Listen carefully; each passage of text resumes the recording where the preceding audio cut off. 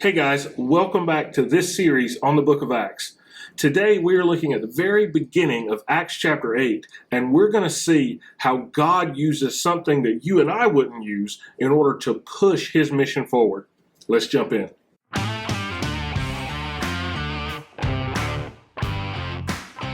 Hey guys, I'm Brian. Welcome back to the channel. Today, as we go through Acts chapter 8, we're going to see the end result of persecution. And I'm going to give you a spoiler.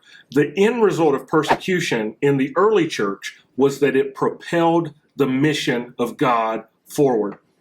Look with me in Acts chapter 8, verse 1, and we read this.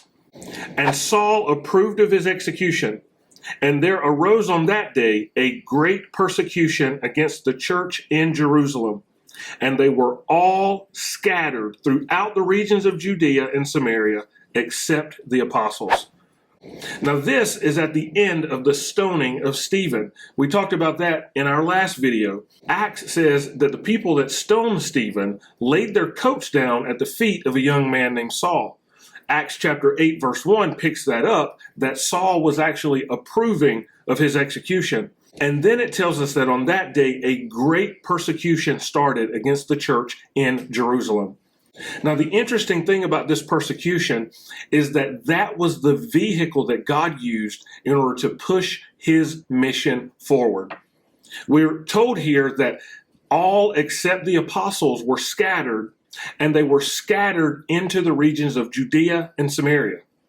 Now, hold up. That sounds kind of familiar, doesn't it? Remember, the key text for Acts chapter 1 is Acts chapter 1, verse 8, where Jesus said that the apostles would receive power when the Holy Spirit comes upon them, and they would be his witnesses in Jerusalem, Judea, Samaria, and the ends of the earth. What we've seen so far is the ministry taking place in Jerusalem. However, Jerusalem was never the end result of the mission of the gospel. In Judaism, the end result was to get to the temple in Jerusalem. In Christianity, the result is to realize that we are the temple of God and we're to go into all the world, starting at Jerusalem.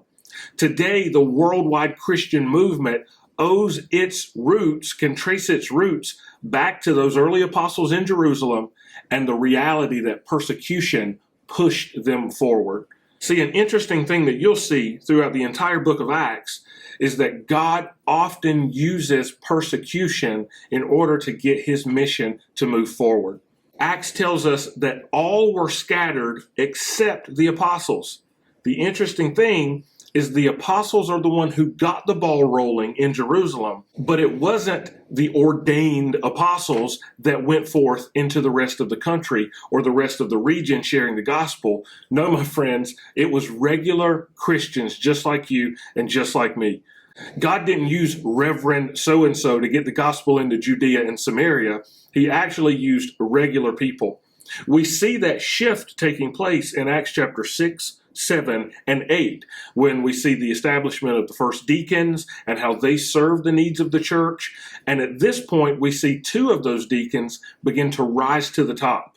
Stephen, who we talked about last time, and Philip, who we're going to talk about in the next video. So make sure that you subscribe so that you don't miss that content when we release that. I said earlier that we were going to talk about the thing that God uses that we wouldn't typically use, and that thing is persecution.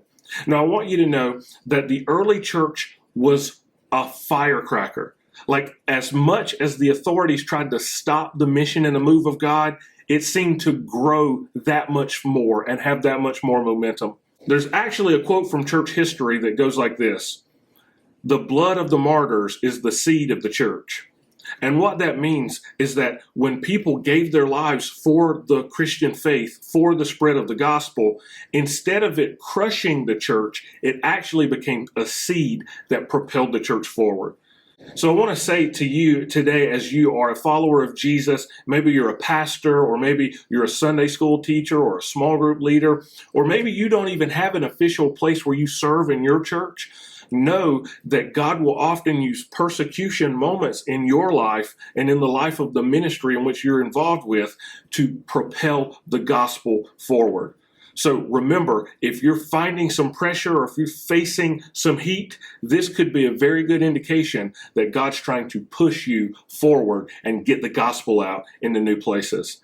So as we continue this series through the book of Acts, I want to encourage you, if you haven't subscribed yet, go ahead and subscribe to the channel. You can hit that bell icon and you'll get notifications every time I release a new video. And as we go through the book of Acts, we're going to find principles that we can apply into our lives, our ministries, and our leadership so that we can lead like never before.